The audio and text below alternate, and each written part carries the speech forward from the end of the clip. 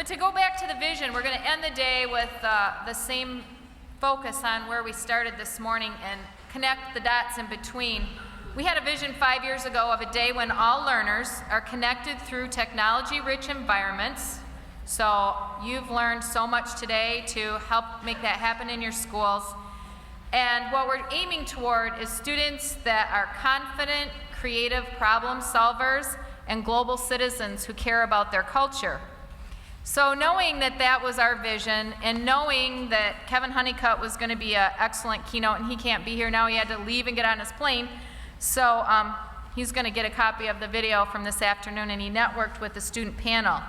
But through LinkedIn, I am a LinkedIn user. I'm connected with some of you on LinkedIn. And I had a friend, Debbie Marion, that we work with, and she said, if you're going to be in a group, why don't you start a group? So I started a group on LinkedIn called 21st Century School Design. And I work with a bunch of architects, and we were making a journey to Michigan State, to the College of Education, to see what they're doing there with learning designs and how they're changing their spaces to facilitate student interaction, both in a face-to-face environment and also an online environment. And so we went there, and Jeff Crawley, one of our speakers this afternoon, is a friend of mine on LinkedIn, and he saw the invitation and wanted to come, and he said, I'm going to bring a colleague with me, and I might have a few students. But I had never met Jeff before. Like I heard several people here today say, I've met people that I've been connected with on Twitter or LinkedIn or whatever, and I've met them face to face, and it's so cool to see them. So Jeff said that he would show up, and we were upstairs in the College of Ed's, the department chair at MSU, you know, and I was a little nervous because I didn't really know what to expect for the day to begin with. And then their team showed up, and they came funneling in, and we sat around a table, and this was the first time I had ever met Dr. Dixon, too, so I was trying to make sure everything went well for him. And when Jeff and Jason came in, and two of their other colleagues, I was sold on their message, well, and their students' message, because it really resonated with what we are trying to accomplish with this vision. And I kind of sized up how I saw their team, Jeff being the arts creative teacher, and Jason being the civic and global citizen concern and global involvement teacher. And what they did, they're just like you. They teach over at DeWitt, Michigan, just outside of Lansing. And they decided, and they're going to tell you the story better than I can, but this is why I really wanted them to be here today and share their story with you. They told about how they wanted something different for their kids. They have the same demands of student testing and accountability and, you know, Common Core and all that, like we all do.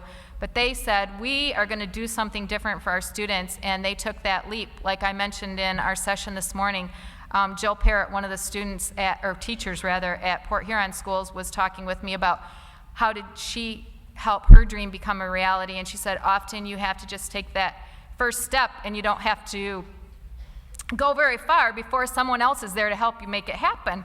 And I really think that these two teachers have made it happen for their kids, and you're going to be blown away by their students. So with no further ado, please help me welcome the DeWitt Creativity Group.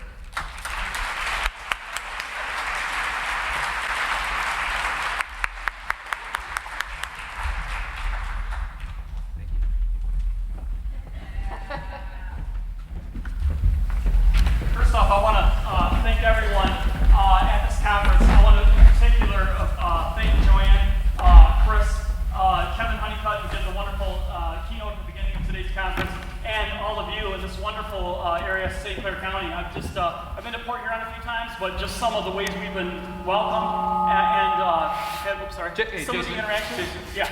We really don't have time for all of your vacation antics and where you've been, where you haven't been. At this moment, just to get things started, we would ask that all of you would just join us in just a moment of silence, if that's okay, to remember the death of PowerPoint.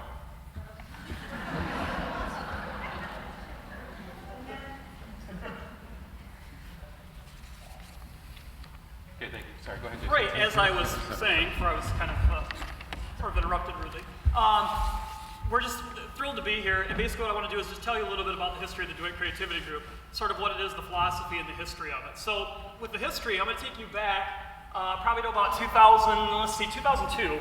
And I want to first talk about the DeWitt Music Club. This was a concept where we had a lot of students that were really into bands. Some were techno, some were punk, some were reggae, whatever, okay? And you get this, right? You get this, and I'm seeing a lot of waves of students that are just into a certain thing.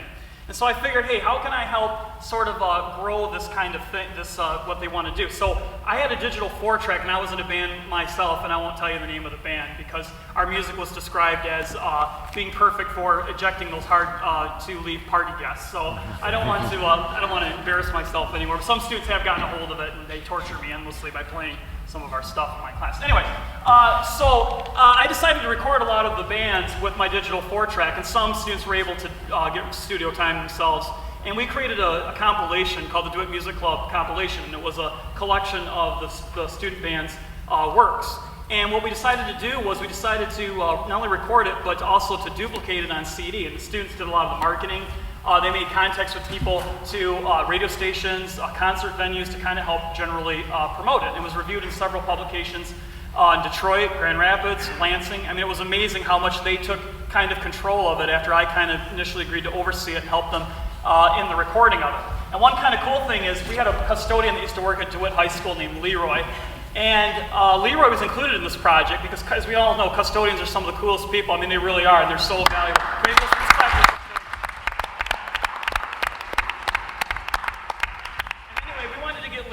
Involved. So how I met Leroy, let me just tell you the story because I think you'll think it's really funny. My first day of teaching in 1999, I came to the high school, bright-eyed, bushy-tailed, new teacher, gonna just take over the world, right? So I come into the high school, and the first person I see is Leroy, and he's on this like Zamboni thing that they ride to clean the floors in our cafeteria, and he's like just putting around. He's kind of a larger guy, like this, and he sees me, and I was halftime at this point, or quarter time as a teacher at this point, okay, so I wasn't full-time. I came in a little bit later, and the students were up in the classes, and he turns around and looks at me, stops his little Zamboni thing, and he goes, "Get to class, you little wiener." Here I am, 27 years old, about to embark on this great journey to change society through education. And this was my first sort of official baptism by fire, if you will, in DeWitt High School. And I didn't know what insulted me more, the little or the wiener part. I still really figure that out. But anyway, we included Leroy in the project, and how we did that is we put him on the cover of the compilation. And our mascot is Panthers, which is pretty generic, I know. But anyway, we had him going like this, and I can show you this or forward this to all of you. Like that on the cover, okay? And we actually had him do the intro piece. We had some really weird like techno music, and he was giving messages about enjoying the CD and all this stuff and how people should buy it. So that was amazing. I was blown away by that, okay? So I saw the power of how connecting and collaborating with students in a really interesting project-based learning sort of thing can make a difference. So the next thing that evolved that came from that was a radio station. I was talking to a student one day by the name of Lucas Hudinga, who's now a systems analyst at Boeing, so he's obviously much smarter than me. He said, "You know what would be cool, Mr. LaFace, since we got these CDs, why don't we have our own radio station? We don't have a radio station at DeWitt High School. We didn't back then." So I said, okay, kind of, yeah, this is cool. I'll help with that. I don't know how we're going to do it or whatever. He goes, we should have a pirate radio station. I said, no, probably shouldn't, because some dirty songs and some things might give you some trouble. So let's make it legit. Okay, I'll make it legit. And I said I'd sign on and help him with this, but thinking, maybe he'll move on to other things. Well, before you know it, several months passed. He's contacted the custodians, got permission from the superintendent, the principal. He's got a space, a small janitor's closet that was cleaned out that we eventually put a soundboard in, a mixing board, eventually they put an antenna, they installed it.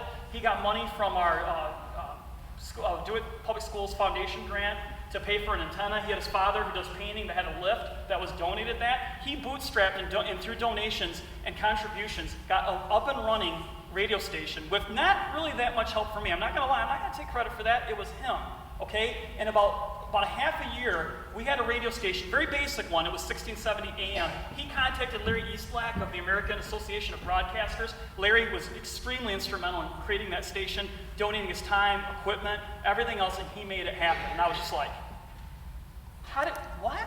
How did this happen? How did it happen? How did this student suddenly take this initiative and figure out how to put this together with really not a ton of assistance from me? And so this was the next project, and you can see how the two sort of fed off each other. Now we've got a radio station we can play our CDs on, okay? Because we tried to get some Lansing stations to do it, in particular MSU's radio station. And this is kind of a funny story too related to this. We wanted them to play the CD, and for some reason they wouldn't. It was a local show that they had. I think it was on Thursday nights. They played local music. So the kids were pretty bummed. God, they're so mean at Michigan State. Your room's not be cool enough, so why don't they play our music? So I decided on the announcement, I said, let's put their call request number on our announcements and tell the kids, hey, we want them to play our students' music and here's the number, and they should call that line.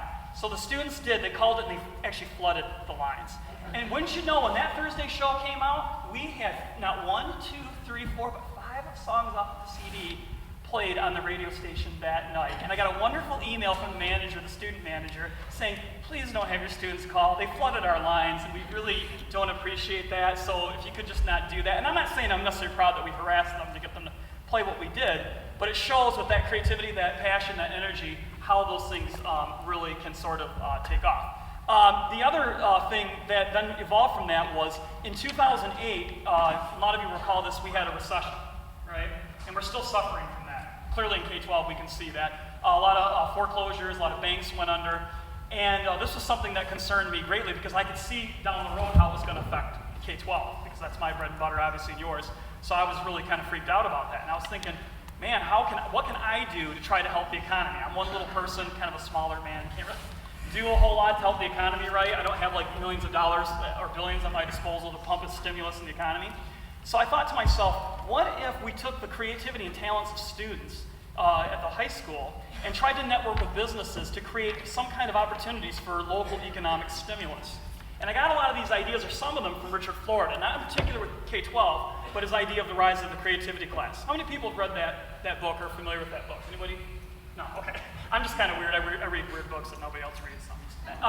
Anyway, 2 really powerful ideas come out of that book.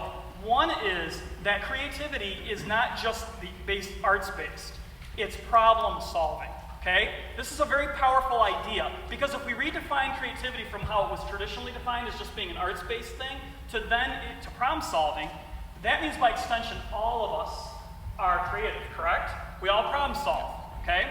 And so that was a powerful idea to me, because I tended to believe in that traditional definition. So I'm thinking, wow, so that means all students are creative, and that means their creativity could be used, if we organized and leveraged it in the right ways, we could use it to help economic development, help improve our society. So this was a really... You know, Mr. McClain, I'm a little curious here. How can I join the DCG? Well, I mean, that should be pretty obvious, I would think. It's not obvious to me.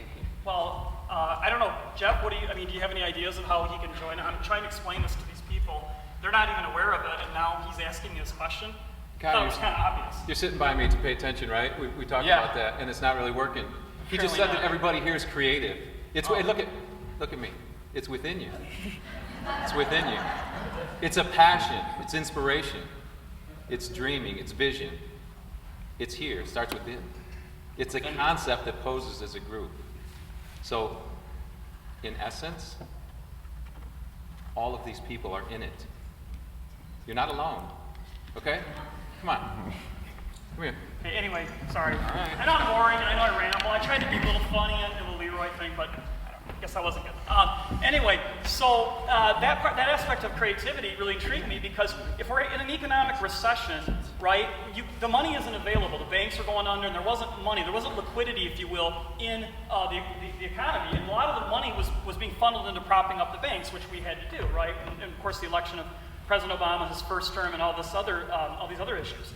Another powerful issue that came out of the rise of the creative class was the idea that creativity is something that can be a great unifier. It cuts across all different categories of people or differences, such as race, gender, socioeconomic, ethnic, religious, etc., political affiliation. And that's a very powerful idea. What if we could organize or create new kinds of institutions and groups that could organize already existing groups and practices of teachers in their current rooms together under an umbrella group, which is the DeWitt Creativity Group, and then you establish networks through social media, offline networks by partnering with businesses, governments, foundations, community colleges, universities, to create really cool opportunities for students to assist and radically help society through economic development, through other civic campaigns, through other kinds of things like that, these collaborations. And this is what has continued to fuel us to this day. And I can explain and give more specific examples about some of these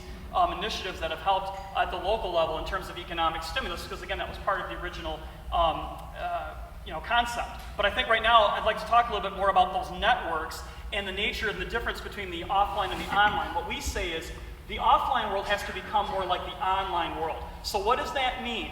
That means it has to be more flexible, radically inclusive, allowing people to plug in and plug out and to contribute what they're willing or able to contribute, regardless of their level of learning, regardless of their level of talent, regardless of their level of creativity. Because as I just said, we are all creative, and given the complexity of the problems we face, we can't rely on the government anymore. We can't rely on just business anymore. We can't rely on the Michigan Department of Education to fix it for us. We have to fix it. Okay? Because we keep looking out here for the answer. And I do it too. I blame people. I'm not going to be a hypocrite to you guys. I do it too. I complain, whine. Teachers, we're good at that, right? I complain. Okay? But more and more as I do this and hear your great stories and all the things going on at conferences like this, the solution isn't out here, it's in here. And that, I think, is what's going to fundamentally prove to be decisive in getting education to be what we want it to be. And will dissolve some of these differences which either no longer apply or actually are holding us down. But to talk a little more about some of these natures of this kind of networking, I'd like to throw it to Jeff and let him talk for a little while. Sure, thank you. As Jason just mentioned, part of this concept as it originated and evolved, and it's still moving and evolving as we stand here right now, but the concept is dealing with taking the online world, which they are so familiar with, and bringing offline, and taking what the computer and all the mobile devices allow you to do, and do that to strengthen human relationship and face-to-face and that human networking component. We sort of call it the human Facebook. And so we wanted to introduce that to the students, and of course they're already convinced of it. It's natural to them, it's easy, it's part of their lives. And for us to provide these opportunities where they can network with alumni that have graduated many years ago, if we take them to business meetings, if we take them to conferences such as this, if we take them to universities early on, if we introduce them to retired experts and professionals in the profession, if they become apprentices early on, then they don't have to wait until they get to the university level where they're paying big bucks, and then if they have to wait for that incubator space, at the university level, hopefully they have it at their college town, and potentially wasting their money and their parents' investment money. Let's do it now. Let's do it early. You don't have to wait for an AP class to think and act like AP. We don't need to wait for that. It's not about just simply National Honor Society students, AP, everyone. If not, it's a disservice to these students. It's a disservice to them, and it's a disservice to the profession. It's about to serve their needs. And so what we tried to do is to begin to turn what is a teacher-centered classroom, if you will, or lessons or objectives or whatnot, into student-centered. And if we were going to go into this mindset, we wanted to go all in. And so we jumped all in, right in the deep end, bungee, boom, let's do this. And so from this, we started with numerous spokes, and there's primarily 5 spokes, or what we like to call tentacles. I may be just grabbing people in. 5 tentacles of the DCG. I'll briefly introduce those to you, and then we'll turn it over to the students to talk about their specific insight and examples. The first one being collaboration and network. Number 2 talks about education as economic development, as Jason alluded to. Education is everyone's business, and it's up to us to make sure that we continue to push that message home. The other thing is the concept of creating a new culture. Culture is very difficult to change. Culture takes time, it takes perseverance, it takes willpower. And as soon as we approached the students with this, they were game for it. They understood the fight because they know it's their future. They understand it's their lives. It's their footprints that they're going to be leaving and inspiring others. And they said, we're ready for it. So changing the culture, that cultural shift needs to happen in schools and communities. And the other concept is dealing with the ability to use creativity and innovation to go places where they have not gone before, because we're trying to teach them and prepare them for this tomorrow that oftentimes is not clearly defined. And they're up for the adventure. They're up for the exploration of it. And it is Jeff, an adventure. I'm sorry, Yeah, I got to interrupt you. Sure. Since we've been doing this and I've been interrupted, I feel it's only fair that I do it to you as well. So. And my next point, I'm kidding. Can I give an example? Yeah, just for sure. Because I know we've given you all this abstract, theoretical and stuff. Let me just give you some concrete examples very briefly, and the students will talk, if that's okay. One is something called Project Enlighten. We were able to acquire a windmill for our high school, free of charge, no charge to our district. We partnered with our DeWitt Public Schools Foundation, the city, or DeWitt Charter Township, and also the Great Lakes Renewable Energy Association and Michigan Energy Options. We were able to secure a grant. First of all, the windmill was donated to us free, and then we were able to secure a $10,000 grant through some stimulus money left over from one of the Obama administration's various initiatives with green building, I think, initiative.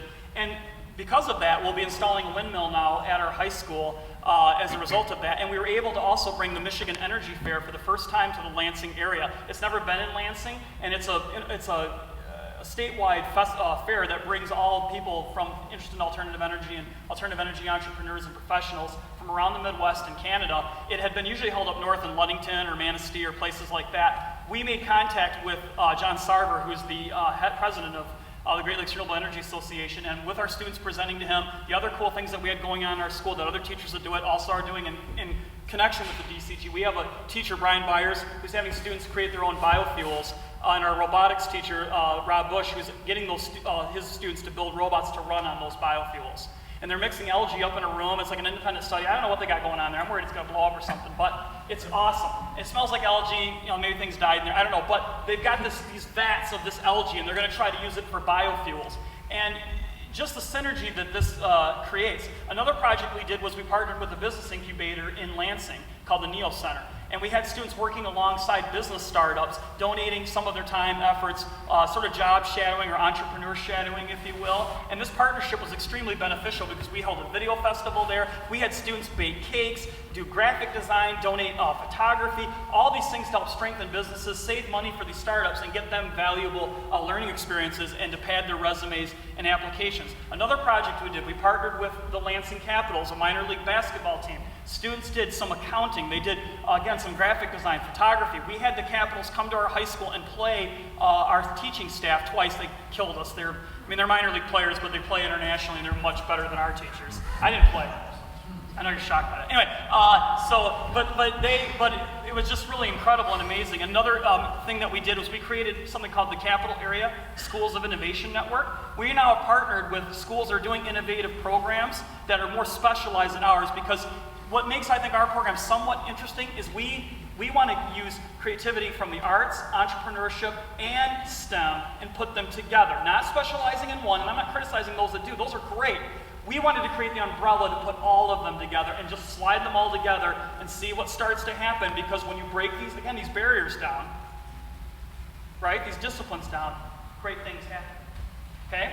But this network we created, we partnered with Stockbridge, which is a rural district, if you know Stockbridge public schools. We partnered with Williamston, which is similar to DeWitt, more of a suburban kind of district. And because of that, the Stockbridge Underwater Robotics team, they built an underwater robot that they partnered with the Bent Prop Foundation to go to Palau, this island nation in the Pacific Ocean, to have this robot search for downed World War II planes. Through partnering with Stockbridge, we got two of our students. Jeffrey's one of them, he'll talk more about this. He was able to go to Palau with the team, create a documentary, because he's into video production as a result of that partnership. And now it's being featured in Popular Science magazine and will be featured on the Discovery Channel. So these collaborations are real, they're powerful, and if we start working not only within the schools, but beyond the schools, there really are no limits. And again, breaking down barriers, more cooperation across district lines. One thing that we did to introduce this idea, this concept to the students, so they can in turn receive credit for this, and they can incorporate it into their curriculum regardless of what class they're in, what their schedule looks like. We put together this thing, it's called the Broader Connections Rubric. You've heard Jason speak of many different connections, and it started in the school, and then it goes outside of the school, immediate community, then the region, then the state level, Midwest, nationally and internationally. Before you know it, you got the whole globe at the fingertips of what it is that they're doing. And one way that we did this, we started with the Broader Connection Rubric, and I'll give it the shortened version of it. It basically starts off with, here's our intended lesson, or your objective for the day, or this is what we need to accomplish. And this is spelled out by the teacher, and the students agree to it, and they're going to be held accountable to it, and you say, that's awesome. Now, the next level is the idea of relating to this personally. Personally within your own family, personally within potentially your community in which you live. We say bring it to the school community and your immediate community. They define what community and what culture they want to relate these lessons to. Then we say, that's great. Okay, next level, let's add another layer to this. Then we say, what's going on in the state of Michigan right now? What's going on in the state that you can relate that original lesson to? And we want you to investigate that further. And then we want you to come back with your findings. And they come back, okay, here's another one. Okay, that's great. Now you want to move up the ladder a little bit? You want to increase with the rubric? Awesome. You agree with it? Let's move. Now I want you to research what's going on domestically. And you can see where I'm headed. Then the next one we're saying what's going on, I want you to find something that's going on internationally. And before you know it, before their very eyes, in just a matter of time, they're now global learners that are sensitive to the world around them and understanding that the barriers that Jason speaks of are down. The classroom is no longer a 30 by 30 cubicle where the ideas just are stationary there. The kids are exploring. And so in turn, the end of this broader connection rubric, the final stage is further inquiry and research, show how it relates to the steps below, and then share your knowledge. You be creative, you figure out how you want to share your knowledge, and then all of a sudden you reverse the roles. And ta-da, you know what happens? They become the teachers. They are the teachers. And that's sort of how we try to integrate that into their classroom and instruction and the use of technology. So without further ado, let's introduce some students, and they can begin. This is Erica here. She's going to talk about collaboration and learning. Erica?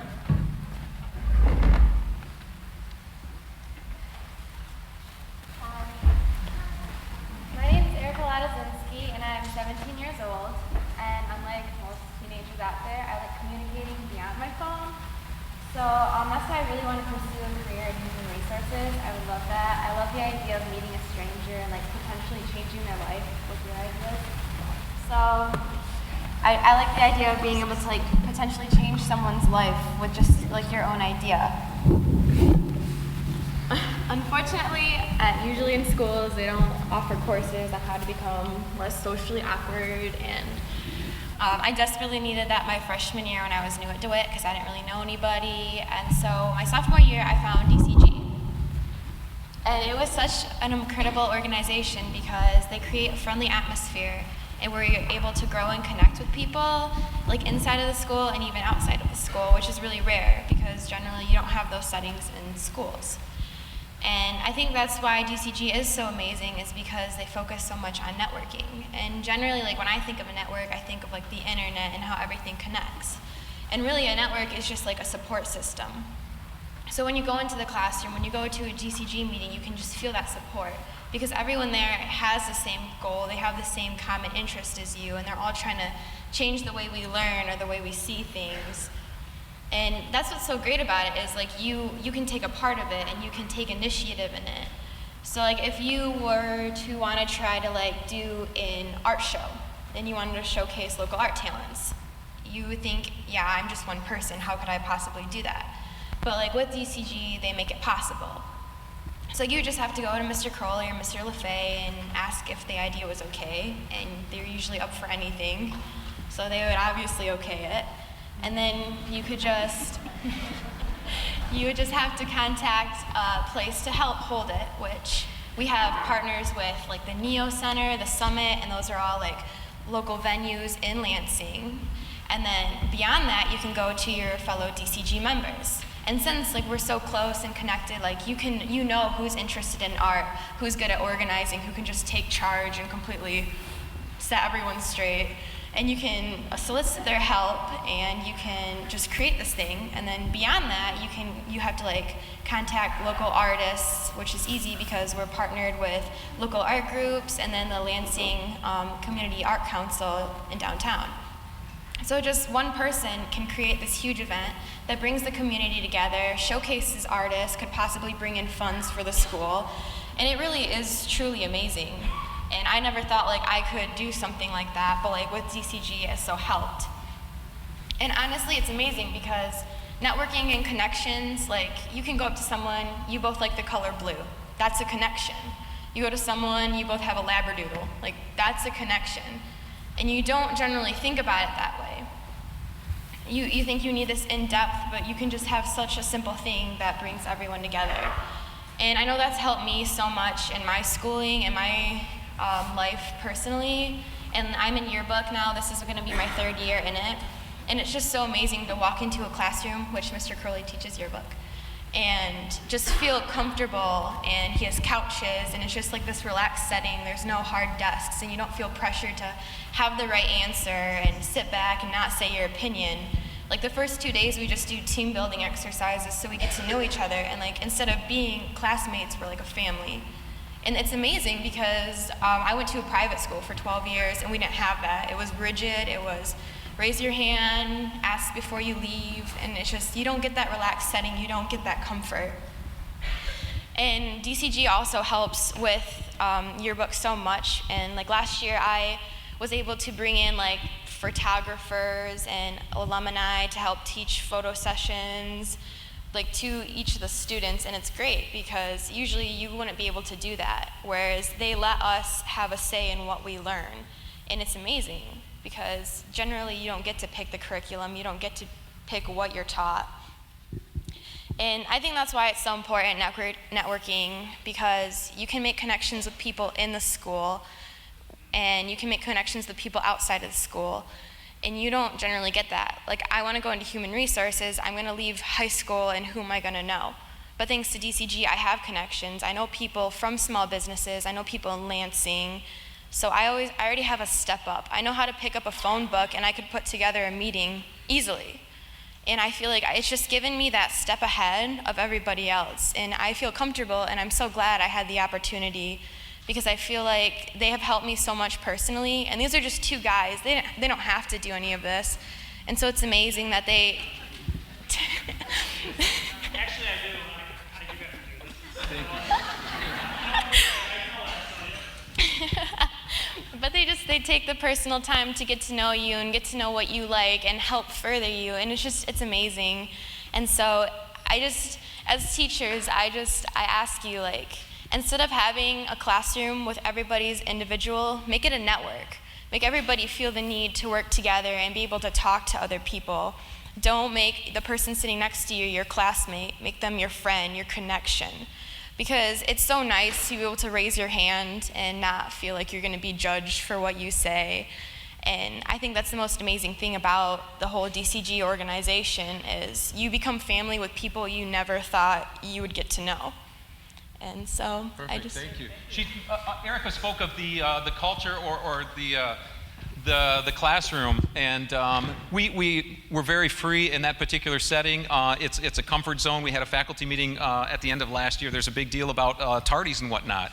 And one way, if you want to alleviate any sort of tardy problems, just get a couch in your room, and then kids race to get there, and they fight for the couch. And it's like, what are we talking? Why are we wasting time talking about tardies? I don't get it. Like every meeting, let's have a goal about how we can have another goal for this goal, and how we can achieve, people to get to class on time. Just put some couches in your room and you're good to go. A fish tank and a microwave. No more tardy problems. We also have a little bit of leeway with language. I have one rule in my classroom is basically sit someplace different every day and respect each other. And we allow some language, and I just want to let you know that the DCG, we're frequent users of the F word.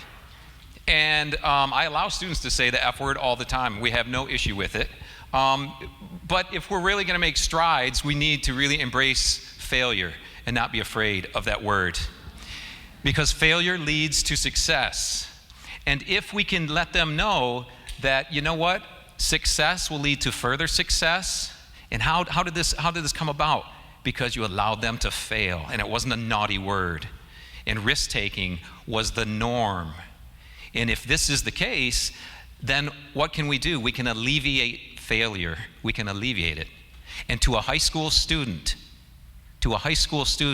failure is the primary reason why they do not reach their full potential. Because as she just spoke of, as you heard this testimony from Eric, she said being judged. What else? Ridiculed. Being, what's your GPA? A failure being accepted. Failure of what they're going to think. Failure, constantly. And it's so sad and it hurts to see them go through this. And if you say, let's knock this down at the start of the school year, walk in there and say, hey, we're going to fail this year, you guys. And model that for them. Fail yourselves often and let them know about it. Don't hide it from them. Let them know about it. And then you'll open up to this culture of failure, and then before you know it, it turns success. And they're like, no, it's just a step. Failure and success, the difference is the attitude. That's all it is. So anyway, we're going to move to Henry down there. Henry, talk about education as economic development. Hello, everyone. My name is Henry Lee. I'm going to be a senior at DeWitt High School. And I started my own little business, and I'll get to that a little bit later. So I'm going to talk about entrepreneurship and education and how it can help us moving forward. I've been an active member of the DeWitt Creativity Group for about a year now, and it just all started when I realized there was a big problem with society. First of all, everyone look around you real quick. Everything you see, like the chair you're sitting on, that light that's burning my eyes, and this piece of paper, the microphone, all of it was made, and it's all here because someone wanted to make a profit. Someone wanted to make money. And that's what America's all about. Someone risked everything they had. They may have signed their life away on a bank loan, all because they thought that their idea was better than someone else's idea, and they could do it better than anyone. And in America, it appears that we're starting to, in society, we don't even know it, we're victimizing people who want to be successful. We hear words like greed and silver spoon, it's really just to bring an image down of people that have made it, and we just want people to look at them as heartless gluttons or people who are just born into it, and we don't look at what actually happened to make them rich in the first place. And with the help of DCG, we're beginning to change that culture and really change what it means to be an entrepreneur. Just the other day, I was watching The Muppets, and I was watching it a couple nights ago, and even in the villain they were fighting, the villain was it was the guy who was trying to build the factory. What does that say to our kids if every time we turn the TV on or we go into a classroom, we look at the people who are trying to make a difference, the people who make America what it is, and people who just put it all on the line in pursuit of the American dream, and we're telling them that that's evil, that's wrong. And I'll get a little bit into my own story now. A couple of years ago, I started my own little business. I sell sports jewelry.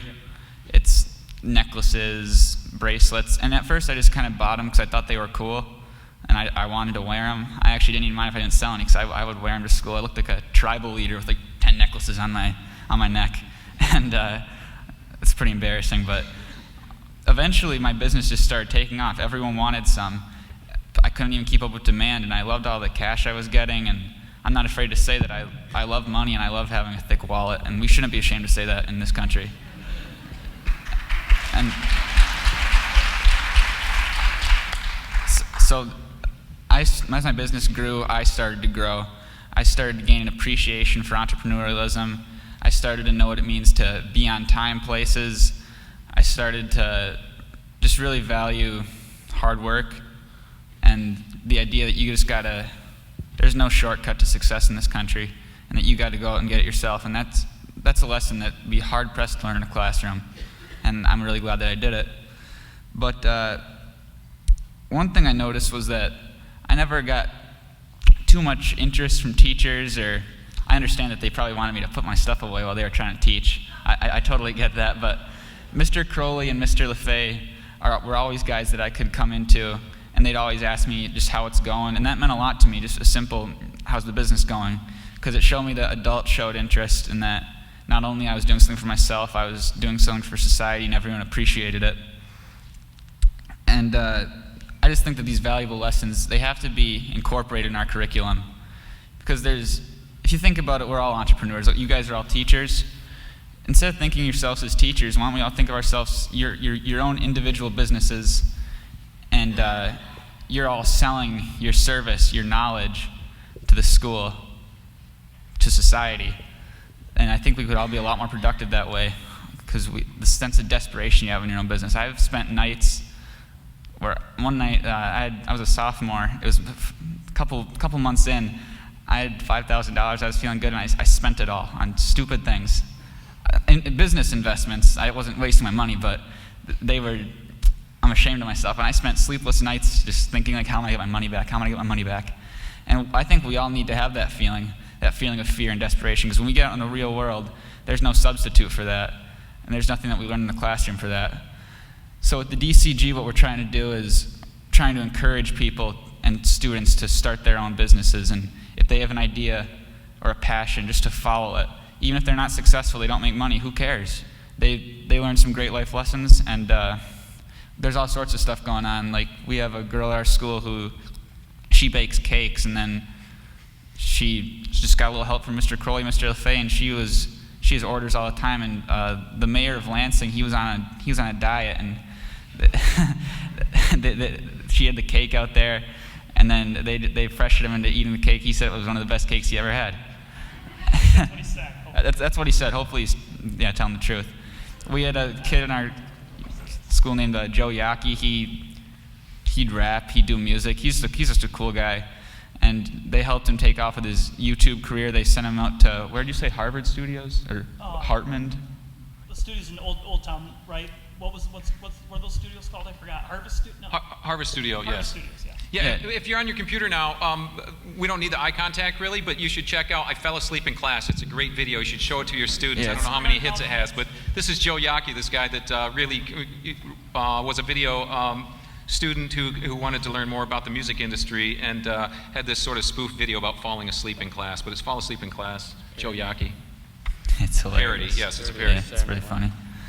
So I would just like to leave on encouraging all of you to look for the student who may have a passion, who may be doing something weird in class, maybe they're drawing or something, and show them how they can make a profit off of it, show them how they can learn, because that's how America runs. People trying to get stuff for personal gain, and that's never going to change. So we need to embrace it and not fight it. Good, thank you. Thank you.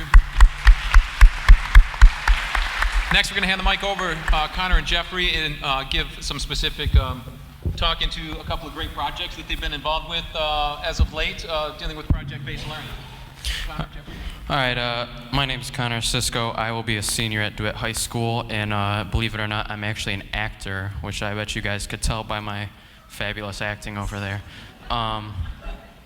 This past year, a collection of students, I would say about there's 6 or 7 of us, we came up with a collection of skits that dealt with diversity, and we called it the Diversity Show. Oh, it's very original. It dealt with all of the issues that teenagers go throughout high school. Just by a raise of hands, how many of you have felt bullied before or felt out of place, like you didn't belong? Pretty much everybody in here. So the goal here was to dig down and find all of these sensitive issues that nobody really feels comfortable talking about. For example, we have bullying, there was racism, there was physical abuse, emotional abuse, sexual abuse, treatment for foreign exchange students. And we kind of brought this to you just like a smack in the face, like here it is. And this all began really 2 years ago. There was we created another show.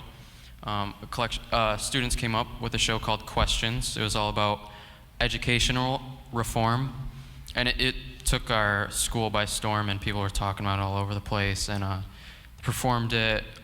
I'm trying to remember where. Just share it with all over the place, school yeah. Districts and a Creative Educator Summit.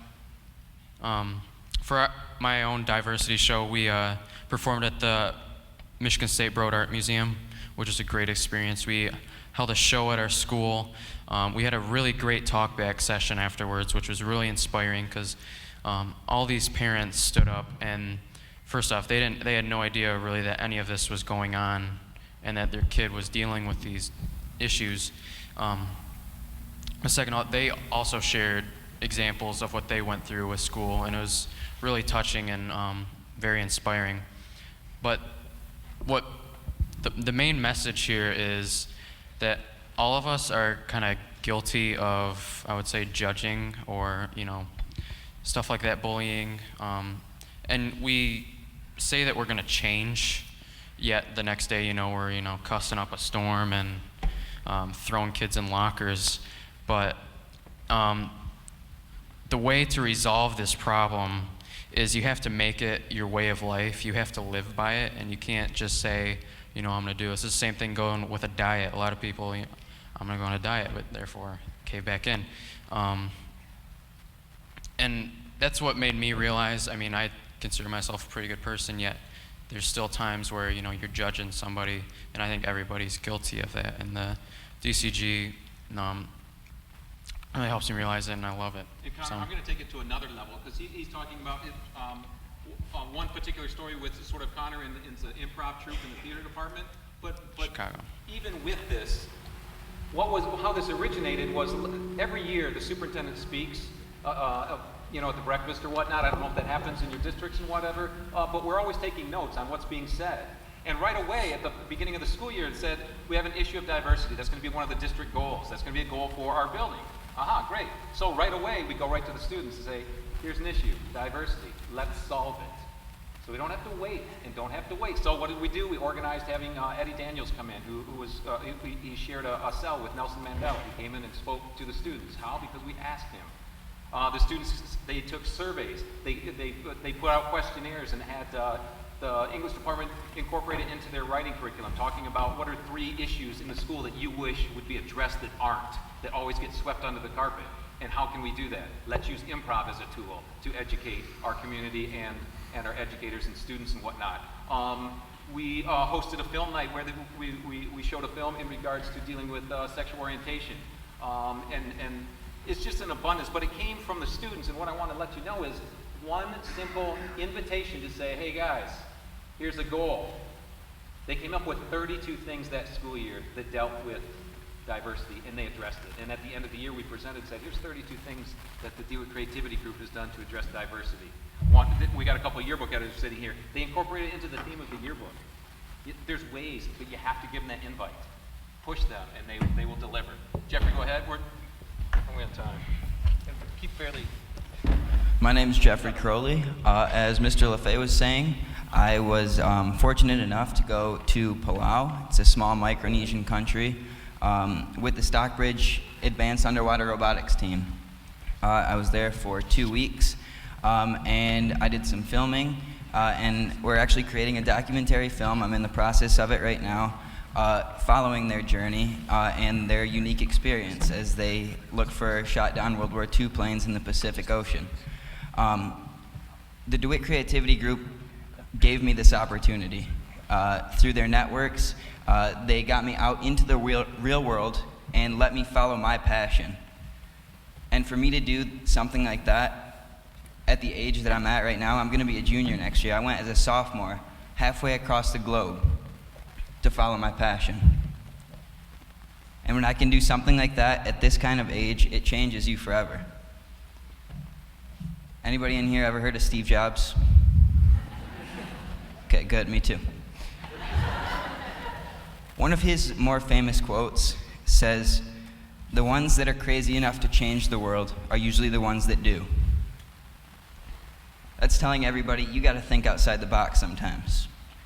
And it's not always just thinking crazy about things, but you have to think outside your comfort zone and go and connect with other people with your interests who can use you to greater their goal and to get closer to their goal.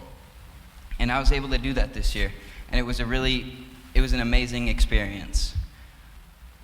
Us, this generation, we're the future of this country and we're the future of this world. And when we can do something like this and follow our dreams, we have a lot of potential. I challenge each and every one of you to support an innovation and creativity movement like this, and I promise you it will touch the hearts of you and your students forever. And that's limitless. Thank you.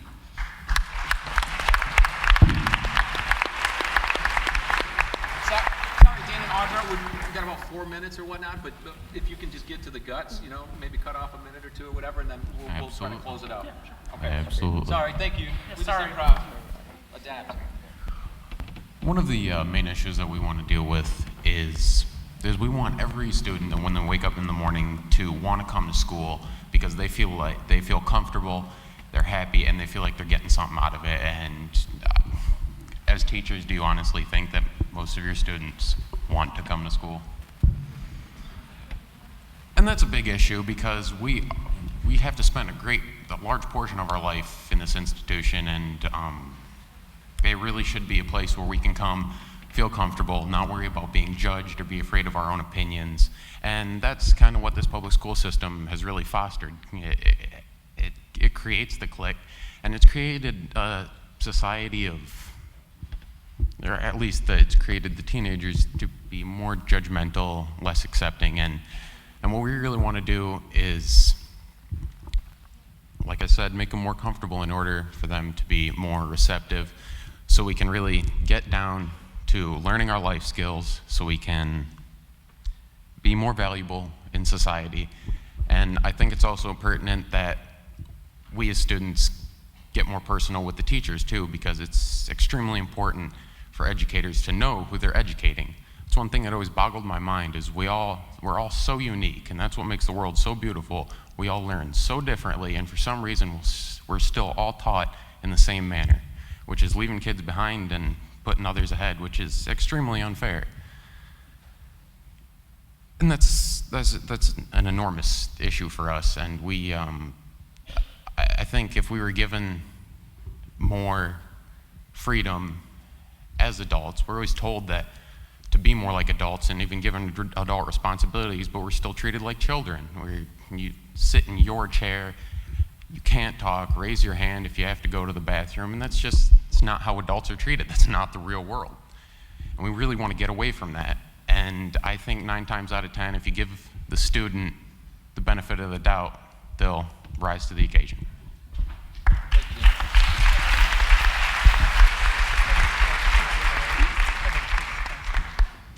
Hi, my name is Audra, and I have a knack for uniting people. Even though we may all have our differences, I believe that we all share a common goal.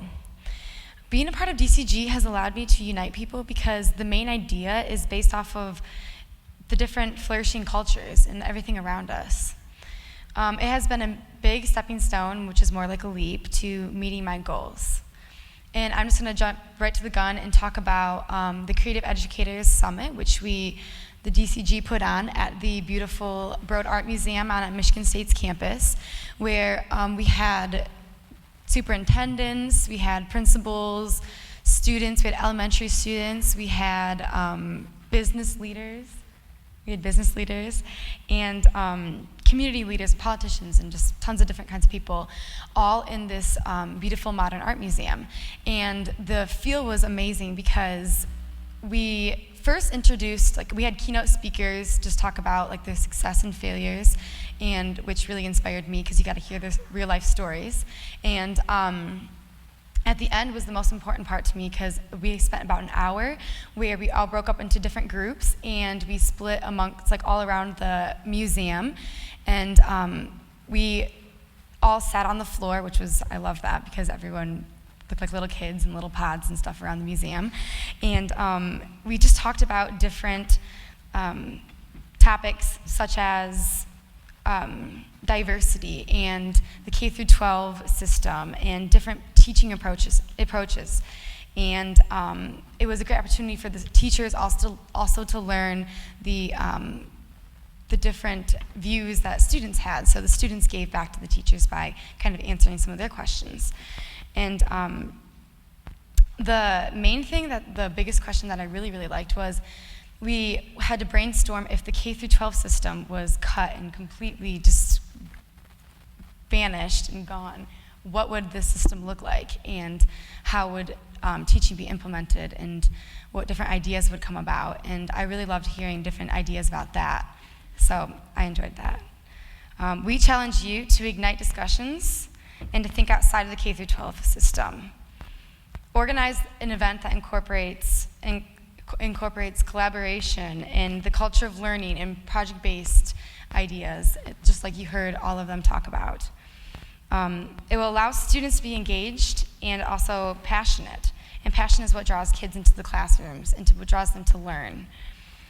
I will move this message forward because it is my education at stake.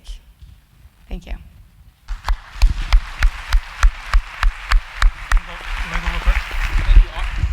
Thank you, Audra. Check. Check. I'm here. Check. I'm here. Yep. Yep. Hello? Hello. There we go. Yeah. First of all, we're going to wrap this up. We're getting the 2-minute warning. So we just want to let you know it is time to be the solution and not wait for one. You need to be the solution. We understand that being the solution is never easy, but guess what? Neither is raising a child. Neither is perfecting your golf swing. Neither is that home improvement project that you started on a long time ago and you've been to Lowe's and Home Depot a million times and spent 5 times more than you thought. But what happens? You persevere, you continue through it, you're determined to make a difference. And you can make a difference. And it's going to happen. There's a couple things that we're going to be introducing here, launching shortly with the help of a lot of the folks that we met at this wonderful conference. One of them being a new political party, the American Innovation Party, and it's going to deal with promoting creativity and innovation. We're also going to be launching a nationwide positive news campaign where we're going to be collecting positive news throughout the entire country and bombarding. Jeff, can I interrupt you? I'm sorry. You know, we've been doing this. Might as well keep going right to the end. Be consistent. Remember, Port Huron has a little interesting history with youth movements. Is this not correct? Those of what we know of our history, the Port Huron statement was issued in 1962 in Lakeport, just north of Port Huron, and that launched effectively the Students for a Democratic Society. How coincidental that we would be proposing a movement. Now, this movement will be very different because we're not talking about protesting or occupying. We're talking about assisting and collaborating, but I find that a little more than coincidental. And I would just like to leave with this last point. We have students read, write, and study about history. Let's have them make history. You don't always know where you're going to go until you get there. It's great to see that Lego display out there. How many of you have had a box of Legos, right? And you don't worry about it. I'm not talking about the box where you get the Star Wars thing or you make the pirate ship. I'm talking about the sloppy big bin, the big box that you haven't seen for a while, and you dump it on the ground. And what happens? After time, you begin to create something wonderful. What happens when you sit down with a niece or a nephew at the beach and you start creating this sandcastle? You're like, this is not going to go anywhere. 2 hours later with a sunburn, you're fried, you're hungry, and you have a beautiful thing in front of you. What about being lost? Right? You're driving in a snowstorm or in a city that you don't know where you're at. And you say, how am I going to get there? What's going on? Talk about the days before GPS, I suppose. But somehow you manage to get there. The students, they stare at a blank piece of paper, and the words, they struggle against silence, but somehow they get there. Don't worry about the outcome. Enjoy the journey. Enjoy the process. Have a great school year, and thank you for bringing us here today to share it with you.